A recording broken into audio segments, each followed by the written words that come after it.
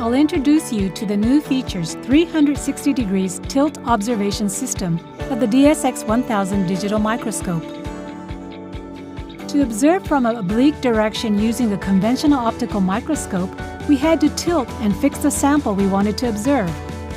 Therefore, it took time to observe the part you wanted to see.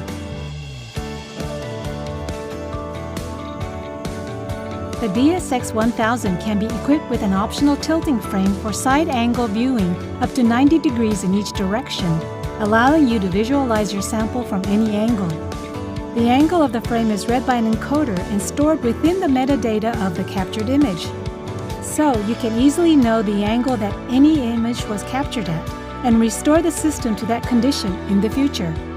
This provides with apples-to-apples data when necessary. Now let's observe the ceramic component that is mounted on this circuit board. Then press tilt position on the console controller. Now it's moved to tilt position. Now let's focus on the sample.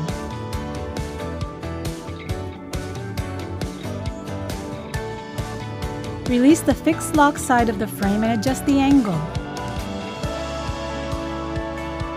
As shown here, the component can be clearly observed from the side.